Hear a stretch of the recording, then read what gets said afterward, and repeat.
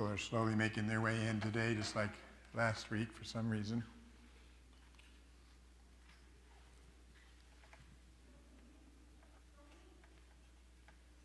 I do want to make you aware of a couple of situations. One, Ethan is still in the hospital. He's been up there all week, and he'd been intubated until Friday, and so they've taken the breathing tube out. He's still really weak. He's got a long road ahead of him, and so Demetrius and Melissa, as you might expect, are growing weary of it. They've basically been spending their time at the hospital 24 hours a day in their room. They're getting incredible care there, but Ethan has a long way to go to recover. And also Janet Hale's dad passed away last night, apparently shortly before midnight, so that was the last long line of our Montwood family and extended family that went to be with the Lord in 2022. So we want to pray for Janet and her family in the days ahead. This was not unexpected, but that doesn't make it any easier. So let's remember the Williams family and Janet in the days ahead. There's a handout in the back that Troy has if you'd like to follow along with our outline today. During January in here, we're probably just going to have a series of one lesson at a time and begin a new series in February, which will just sort out our schedule for this class. Unless Ismail has good news this morning that he's staying, we're going to have to come up with a different plan, because he was certainly a big blessing to us last fall as he had a chance to teach in here and do some preaching as well. But I assume you're still on your way to Fort Jackson. You're just going a little later than you thought. Okay. So today is a new year, of course, and it's only natural for us to think about what we want to accomplish and what we might want to change in the days ahead. We know that prior to implementing any change that's meaningful or undertaking a new path, it's important to have a plan and a strategy. Rarely do worthwhile achievements or significant changes happen by accident. So wise people are known in part as people who plan for the future. Now that's what Jesus is going to talk about today in this parable. And what he says is that each of us as disciples, we've been given a project. Now it might vary from disciple to disciple, but he has given us something that we are to do. And he wants us to be investing these opportunities so that when he returns, he receives a good return on his investment. And we understand this perfectly because this is exactly what we want in life, is it not? We give our money to a mortgage company, to a retirement account, or a college fund for our kids. And how would we feel if we find out someday that our money was completely mismanaged and squandered? So Jesus tells us to view our lives as investors. We only have so many hours, we only have so many opportunities, we only have so many dollars in the way that we look at this, and we need to invest them wisely because the King is returning. Jesus is coming back, and he is going to evaluate how we have done with that he has entrusted us with, okay? So at this point in Luke's gospel, Jesus is just outside of Jericho, which is about 19 miles or so from Jerusalem. He's on his way to his final destiny, the last week of his life there. He has just brought salvation to Zacchaeus and his family. Remember, he was the chief tax collector of that region. And so this parable is told on the heels of that particular incident. Now, this parable is unique to Luke, but it's very similar to one in Matthew, which we refer to as the parable of the talents. Usually when we talk about this topic, that's the parable that we go to. I don't know, because I think somehow talent translates into English better, even though it's a monetary weight. It has nothing to do with abilities or aptitudes, but in English it makes it sound a little bit more applicable. Jesus has given you a talent that you are to use for his glory. But it's wrapping up what Jesus has been talking about in Luke since he put his face towards Jerusalem and set out. And it's also going to set the stage for what he's going to talk about during the last week of his life in Jerusalem. So let's read our text. If somebody would be willing to do that, I'd appreciate it. We're going to read Luke 19:11 through 27.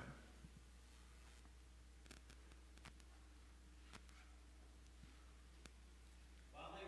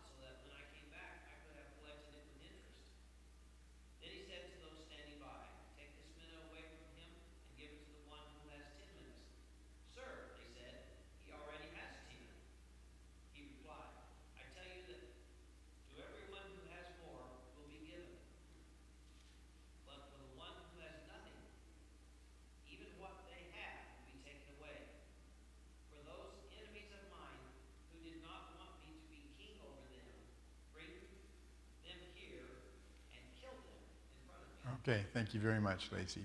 So this parable has a number of allegorical elements, which means that in addition to the spiritual points that Jesus is making, there are details that stand for various realities. For instance, the enemies who do not want the king to rule over them represent the Jews who are not accepting Jesus as Messiah.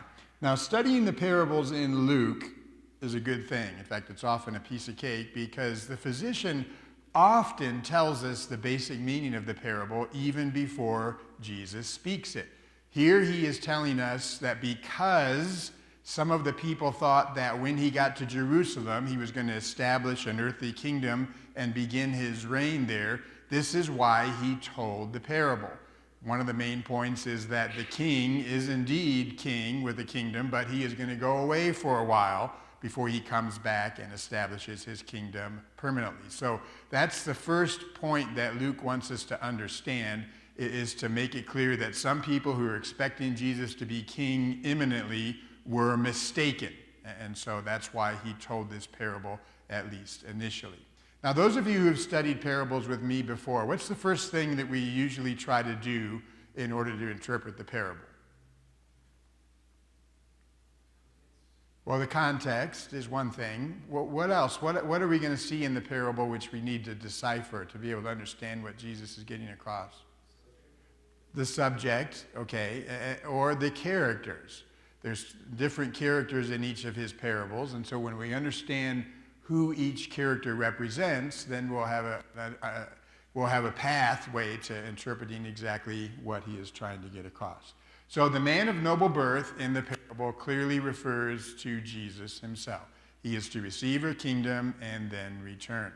The subjects who hated the man of noble birth were the Jews, specifically the leaders who did not want Jesus to be king, because they understood that Jesus' lordship was a threat to their own authority. And then we have two different servants. One earned 10 of a return and the other earned 5. They both stand for exemplary disciples. The point is not that one is valued more because he earned more. The point is that they did something with what they were entrusted with. And then, of course, we have the servant who did not do that, and he did not get a return on the master's money, and so he is considered an unfruitful disciple of Jesus, okay? Now, one of the things that makes Jesus such an incredible teacher is that there's a lot of similarities between this parable and the parable of the talent, but there's enough differences to understand that this is being told at a different setting with a different context with different background details. We're going to look at some of those differences in just a minute. But one of the things that was part of this story that the people of Jericho would have understood is that this relates directly to an ongoing current situation that was happening in their country. There was a man, Archelaus, who was one of the rulers of that region, and his story is actually told quite vividly by what Jesus says in this parable. So just by way of a reminder for those of you who've studied the New Testament before, Herod the Great was the king when Jesus was born. He was the one that issued the edict that all of the newborn males 2 years or under should be killed. He died in 4 BC, which is why we know that the date of Jesus' birth being 0 is wrong, because he was still living when Jesus was born, and he died in 4 BC. Well, he had all sorts of wives and all sorts of children, and 2 of them we know about in the New Testament, Archelaus, who's mentioned in Matthew chapter 2, and Herod Antipas. He was the ruler of Galilee, and so he is the one that Jesus appeared before during the final week of his life, even though Jesus said nothing. Herod was expecting him to do some sort of miracle to entertain him, and Jesus would not pacify him by doing that. 2 other Herods are mentioned in the New Testament prominently in the story of Paul in chapter 25 and 26. He appears before King Herod Agrippa II, and there was that dramatic incident at the end of which Paul appealed to Caesar, which set the stage for him to go to Rome. Herod Agrippa I, in chapter 12 of Acts, is the one that had James, the son of Zebedee, put to death, and then Peter arrested, wanting to kill him as well after the Passover is over, but Peter was released from prison. So this is the person who's been in the news, King Archelaus, and this is the way his territory worked. After Herod the Great died, he divided everything into 4 areas. And so Judea and Samaria, where Jericho was ruled by Archelaus. Herod Antipas ruled in the region beyond the Jordan, which was Perea, and also Galilee, which is why Jesus appeared before him. Pilate didn't want anything to do with Jesus, so he sent him back to Herod, as you know, right before Jesus was ultimately crucified. So Archelaus, after Herod the Great died, he went to Rome because he didn't like the arrangement. He thought it was unfair that his kingdom would have to be split into 4. And so he actually went to Rome to appeal to Caesar in order to get the entire inheritance. But some of the Jews of that region who knew what a wicked, vile man he was, and they did not want him to be king, they actually followed him to Rome and they presented their case. They actually went before Caesar to accuse Herod of all of his different sins. We're told about this in the works of Josephus called Antiquities. And so the story that Jesus is telling mirrors very closely what actually happened when Archelaus wanted to become king. He went to Rome, he went away, but the subjects followed him there, said, we don't want this man to be king.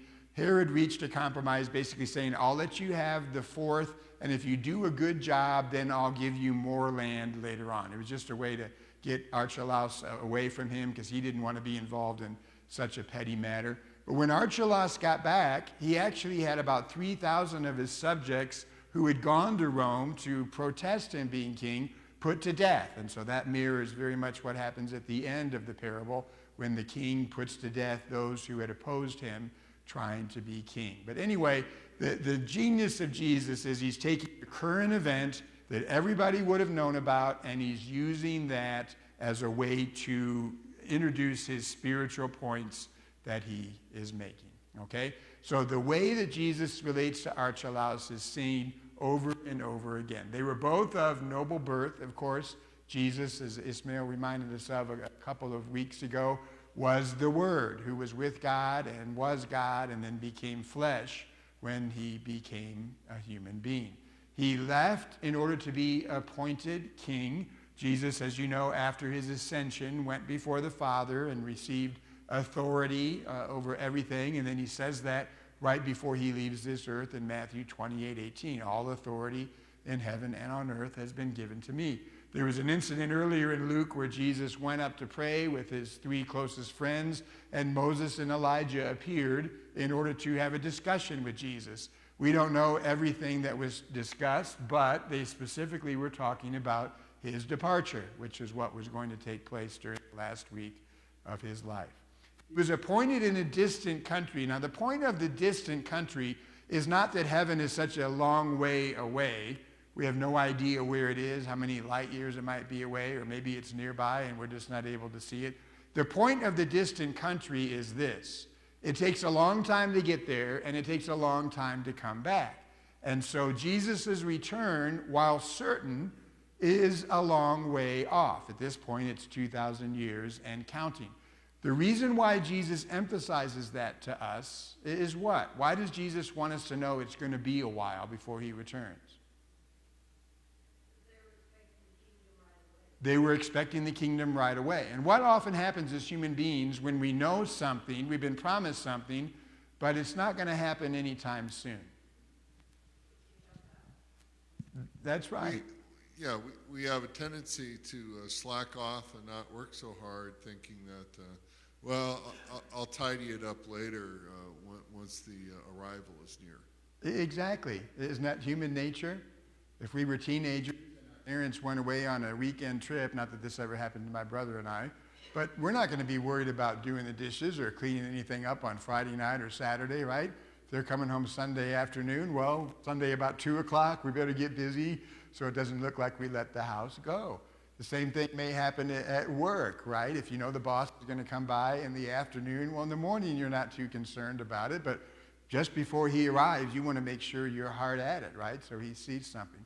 So Jesus tells us it's a long way off, not because of the distance itself, but because it's going to take a while, and so we need to be prepared, because he absolutely will return. There's no question about it. As surely as he came the first time, he is coming again a second time. And repeatedly, in the way he describes it, he makes it clear it's going to happen quickly. It takes a long time to get there, but when it does happen, it's like a flash of lightning. How quick does that happen? Very quickly. Later on, Paul talks about Jesus coming as a thief in the night. People are not watching for him. They're not ready for him.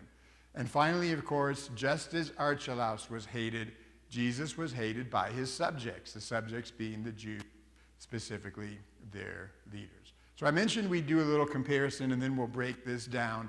But it's similar to the parable of the talents in that the main point is that the disciples are going to be rewarded when the master returns if and only if they have been doing what was expected of them. And we've heard the expression in this life called self-starter. Have you ever heard that? Well, what does that mean if somebody's a self-starter? Starter is someone that does not need to necessarily be motivated or told what to do. They already have it in their mind and in their hearts of the things that need to happen and things that need to get done, and they go ahead and start doing them. Very good. And so are Jesus' disciples expected to be self-starters like that? Yes. We've been told what to do. We've been shown the reasons why, have we not? If we're not doing the work of the Lord, if we grow complacent or even become lazy, there's a lot of reasons why that can happen, which are perfectly understandable, okay? The Christian life is a marathon, not a sprint. Life is filled with peaks and valleys. It's easy to get discouraged. A lot of times we may do things for the Lord and we don't see an immediate return, and we think, well, am I really making a difference? What's the point of all this time and effort I'm putting in? All of those are legitimate reasons as to why we might grow weary. But Jesus wants us to understand, I want to make sure I get this here in case we don't get to it at the end. The thing that should motivate us to be self-starters is that we know our Father, we know his heart, and we know the lengths that he has gone to in order to redeem us. And so those who grow weary and those who eventually give up are really expressing that I don't really know all of the facts, or I haven't really embraced them and taken them into my heart. I'm not living each day in gratitude for what God has done to rescue me from my life of sin. And so we need to keep those aspects of our salvation utmost in our mind. That's why every week we have the Lord's Supper, a reminder of what it took for us to be rescued from our sin, and a reminder of the pledge that we made when we came into Christ. 1 Peter 3 says it's the pledge of a clear conscience. It's a covenant arrangement, which means, yes, God has promised to do all sorts of incredible things, but we've made some promises in return as well, that we're going to serve him with our lives as well as a number of other things. And so that's ultimately what I think all of us in here today need to get from this parable, because everyone here has already made the decision to serve Jesus with their life. And everyone here is trying to invest the opportunities that Jesus has given. There's no question about that. The fact that you're here bright and early on New Year's Day demonstrates your faithfulness to the Lord and your commitment to doing what is right. So make sure you don't lose sight of the fact of the Father's love, the Father's heart, the Father's joy that he wants to impart to us so that we continue to be self-starters in the way that we work. Okay? All right, so let's break down the parable. Jesus says that when he gives the money to his servants, they're to put this money to work. So what does the money represent in practical, real-world terms to you? The fact that Jesus has given you money before he departed, what does that mean to you? A resource. Very good. What else has he given to you? Gifts. That's exactly right. The gifts are whose? His. That's right. And he's given them to us to be utilized for his glory, for his purposes, for his kingdom. Very good. Now, he says, put this money to work. Different translations express this slightly different. Trade with these, do business with these. In other words, the instructions are quite clear. You're not to sit on this money. That's not the point. You're not to just take these opportunities, these gifts, these resources, and utilize them for your own benefit. Put them to work. Do business with these. In other words, use them. And one of the reasons why we sometimes are slow in cultivating our gifts is that we're not putting them into practice. You've heard the expression, practice makes perfect, right? Well, that doesn't just apply to baseball. It applies to the things that God has empowered or entrusted you to work with. The more you do it, the more comfortable you become, the more God is able to utilize you, etc. So his subjects, they hated them. They hated the king. In Archelaus' case, it's perfectly understandable because like his father, Herod the Great, he was a wicked, vile, ruthless king. Why did the people hate Jesus? Who were his enemies and why did they hate him?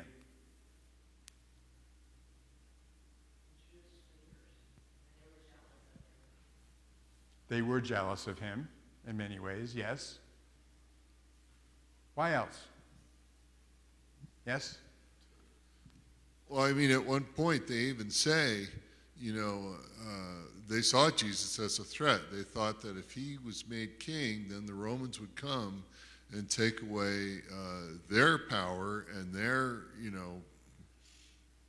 their position. And so they saw Jesus as a definite threat to their own power and control. Okay. So we're talking about not only the Pharisees and the scribes, who were the teachers of the law, who generally belonged to the party of the Pharisees, but the members of the Sanhedrin, the chief priest and his family, anyone who had a position of influence. But think about the answers that we were just given now. Jealousy, which is true, and they were selfish because they wanted to hold on to their own power. It says a lot more about them than it does Jesus. But notice this detail that Jesus just slips in. Despite the fact that his subjects didn't want it, what eventually happened? He was made king anyway. That's exactly right. In Jesus' case, his appeal to be king is to his Father.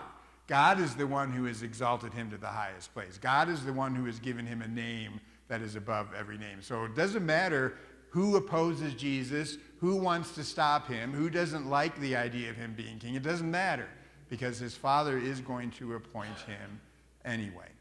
And so when the servants are given the money and the master goes away, eventually, as with all of Jesus' parables, the master comes back, right? There is a day of reckoning. There is an accounting that has to be given. That's a prominent theme throughout the New Testament. 2 Corinthians 5:10, we must all appear before the bema, the judgment seat of Christ, to do what? To give an accounting of what we have done. And so that's something else that we can keep in our minds, as well as the Father's love and the Father's heart and the Father's joy to motivate us. There will be a day of reckoning. It will happen sooner or later. The longer we live, the sooner it grows. And so at this point in time, the master calls them in and he says, what's been going on? Tell me about the return on investment. And so the first guy says, and the amount that he was given was probably about $15,000. A mina was the equivalent of about 3 to 4 months' wages. And so in modern terms, that might be $15,000, we'll say. So this first man says, well, I took your 15 grand and I turned it into 150. A pretty good return on the investment. And so the guy says, well done, good servant. That's what we want to hear from Jesus on the last day, is it not? Well done, good servant. You took the days that I gave you. You took the gifts that I entrusted in you. You took the resources that I stewarded you with, and you invested them well. And then he goes on to say, because you've been faithful with a little, you're going to have authority over a lot, 10 cities in this particular case. Now, don't make too much of the fact that they are put in charge of cities. I think the point that Jesus is trying to make is that the reward we receive is of heavenly nature. And so it's really impossible to fully express in this life. Do any of you know what it might be like to have $15,000 to invest? Yes. Do any of you know what it would be like to rule over 10 cities? No. Okay? So we understand the monetary part. But the 10 cities, I think Jesus is saying the same thing that Paul says in Romans 8:18. I consider that our present sufferings are not even worth mentioning compared to the glory that is going to be revealed in Christ Jesus. The point is, what we get in return is so vastly superior, we can't even begin to comprehend it in earthly terms. So Jesus dubs it as 10 cities here. And then we get to the second servant, and how much return did he get? 5 times as much, $75,000. Now, the king is not so concerned about the actual amount because he actually terms it a very small matter. So you can see what wealth this nobleman has, that giving $15,000 to 10 different people is a very small matter, he says. The point is he's looking for faithfulness. He's interested in the return. He's looking for those who are trustworthy, those who are faithful. The word translated as trustworthy is the familiar Greek word which is translated as faith, which is what Jesus is looking for. And so the king's reward to productive servants isn't more money, it's greater responsibility. Think about that for just a minute. It's not more of the same that they've already been given, it's greater responsibility. And so when somebody asks the question, well, how can I advance in the work of the Lord? How can I be given a more prominent position? How can I get authority to be able to do things? Well, the answer is clear. Be faithful in small matters, and then Christ gives you more things to do. Then we get to the last servant, and he says what? What did he do with the resources he was given? Where did he put it? He hid it. He put it away for safekeeping. He hid it. That's right. It's like he took the wad of bills and put it in his sock drawer. Okay, he wrapped it up in a handkerchief and he just put it away. It doesn't make any sense today to do that, and it didn't make any sense back then. But we've seen this frequently in Luke's gospel. Remember the passage in chapter 9 at the very end, 57 through 62, where the 3 would-be disciples come to Jesus, but they all have an excuse, right? First, let me go back and say goodbye to my family. Let me go bury my father, okay? They've all got a reason as to why they can't do what Jesus expects. It's a common theme in Luke that not everyone is willing to accept the rigors of discipleship. Many have excuses as to why they're not willing to follow Jesus. But the thing that we see with this particular person, which I think we need to remember ourselves, is that sometimes sin is not doing anything at all. Sometimes sin is not doing anything at all. We can be paralyzed by a fear of failure into doing nothing. This man took the money, he wrapped it up in a handkerchief, and then he handed it back to the master. Think about this as we begin a new year. Have you essentially done anything like this in your Christian faith? Probably not. As I mentioned earlier, you're all here this morning. You're all very committed. But think of the things that we sometimes hear people say. I go to church sometimes. That's wrapped in a handkerchief. I don't see the point of small groups. I'm not really interested in connecting with other believers. Wrapped in a handkerchief. I got baptized, but I don't really need to read my Bible that much. I don't really have to get involved in the work. Wrapped in a handkerchief. Well, when I get married, I want to be in church, and when I die, I certainly want to be memorialized in church, but I don't really need to serve or invest. I don't really have anything to offer that's anything that great. I don't really need to find what my spiritual gift is. Wrapped in a handkerchief. You know what it would be like if you received an inheritance and you took the money and you just stuck it in a sock drawer. How foolish would that be if you didn't invest it and try to get a return? So think about this now. We talked about what God has entrusted us with, and it's true we have resources, and it's true that we have gifts, but perhaps the most vital thing that God has given to us, entrusted us with, is information. The death, burial, and resurrection of Jesus Christ. What are we doing with that information? What are we doing with that information to people who are hurting and people who are struggling and people who have no idea what life is all about? We have the good news of the truth of the gospel. We have the certain knowledge that Jesus is returning one day. We know for a fact that God is willing to change people's lives and that he will turn their entire world from darkness into light. He can do incredible things. We've seen it in our own lives already. We encounter people every day who need encouragement, who need a kind word, who need to be told that somebody out there cares about them, and there's a better way of living than the way that they're pursuing it, selfishly, or trying to numb the pain, or trying to find meaning in all sorts of relationships or materialism. We have people like that every day that we come into contact with. So here's the question. What are we doing with the information that we have which could change their entire lives? Jesus went away and he said, go. Did he not? Go and do what? Make disciples.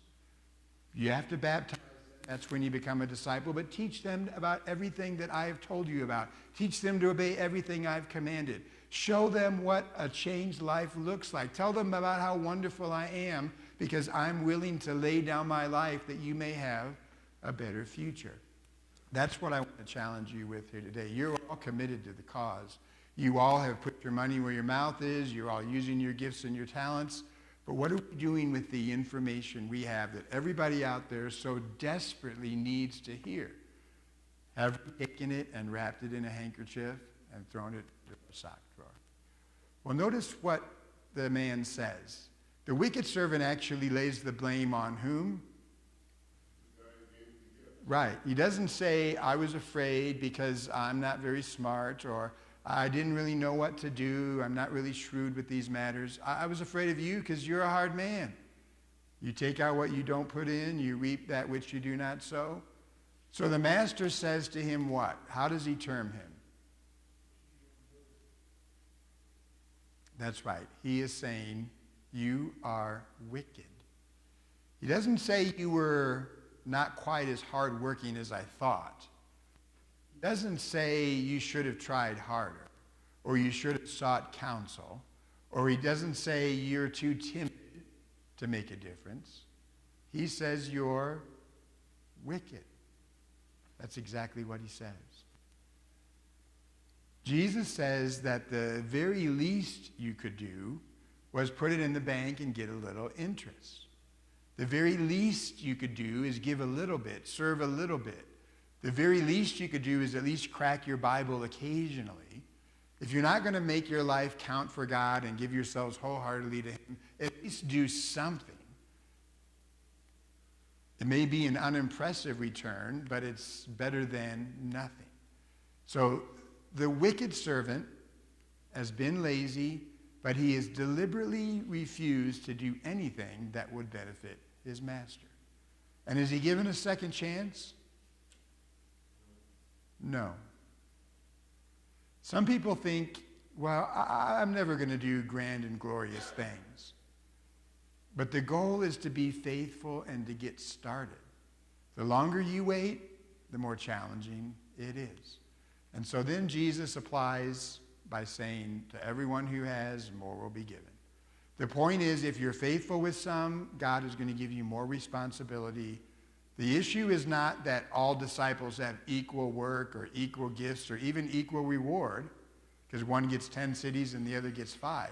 The point is, have you been faithful with what God has given you? Paul was very much like this. He always was pointing out how hard he worked, how much he sacrificed and gave. But notice, he gives the credit to God. You see, that's what each of the faithful servants did. With your money, this is what I did. It wasn't thanks for the money you've given me and here's how it worked out. Your money has received a return. And so for those who done nothing, Jesus treats them as Archelaus did those subjects who complained about him. Jesus is giving a preview here to what's going to take place to all the wicked leaders. In the 2 chapters later, when he gives his version of the Olivet Discourse, he makes it clear Jerusalem is going to be ransacked. It's going to be destroyed. The temple that you see right here, grand and glorious, that Solomon built, not one stone will be left on another.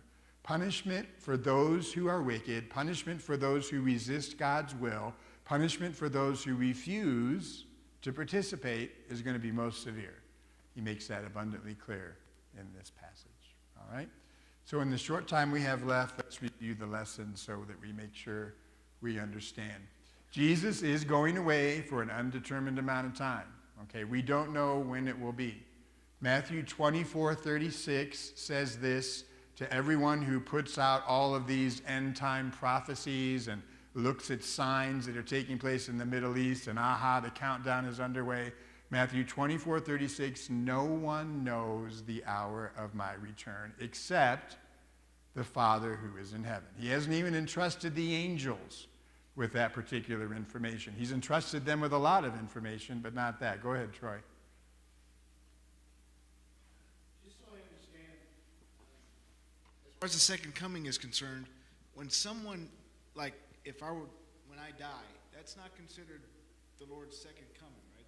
It's a totally separate deal, right? Right, it is. When we die, our spirit is separated from the body. That's what physical death is, simply the separation of the spirit from the body. Our body goes into the ground or whatever our relatives do to dispose of it. Our spirit goes into the presence of God. The New Testament refers to that as a place called paradise. Jesus mentioned that term in Luke 16 in talking about the rich man and Lazarus. And he also said to the thief crucified next to him, today you will be with me in paradise. You can kind of think of it as like a holding place. It's not the final destination, but the accommodations are not lacking. Okay, it's not like God gives you a temporary room with meager accommodations. The point is, you're in the presence of the Lord. He says to the thief, you will be with me. That's the operative expression. Paradise, whatever we want to call it, is secondary to the fact that we'll be with the presence of God. But when Jesus returns again, then Paul gives us some instructions in 1 Corinthians chapter 4 and in chapter 5. He also wraps it up.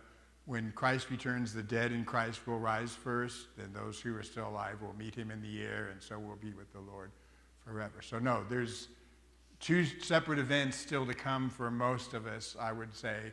We're going to physically die, and our spirit will be with the Lord, but then Jesus will come, and that will be the final judgment and the resurrection of the body. Okay, good question. Thank you. Again, I want to emphasize this. The faithful servant says, yours has earned 10 more. He's not patting himself on the back. He's not saying, you sure made a good decision giving it to me. Look what I did. Your money was put to use.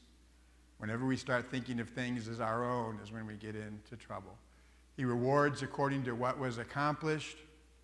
Sometimes that simply means conducting ourselves in the right way, like Paul said to the Philippians, okay? It doesn't always have to be that you're an evangelist or that you're willing to go do dramatic things, or you can give an enormous sum of money like Joseph from Cyprus did when he sold a piece of land and gave it all to the apostles. Just live the Christian life. Just demonstrate the truth of the gospel through the way you treat others. Just be loving and considerate and compassionate. That's often what it is that God is looking for. Punishment is in store for those who do poorly, and his enemies are the ones to be punished most severely. So I'll leave you with this. You can ponder this yourself. Given what Jesus has told us in this parable, what do you need to do differently in the coming year? What do you need to work on? What have you forgotten about? What have you been complacent about? All of us need to look at this question and answer it, because all of us are human. All of us are frail. All of us grow weary. All of us think at times somebody else needs to step up and get busy. God wants for us to have our relationship with him in a personal way that recognizes that he has entrusted us with something and he's expecting a return. All right? thank you all very much for being here today. Next week, you'll have a separate lesson. I don't know what it'll be, but I'm sure that it'll be good.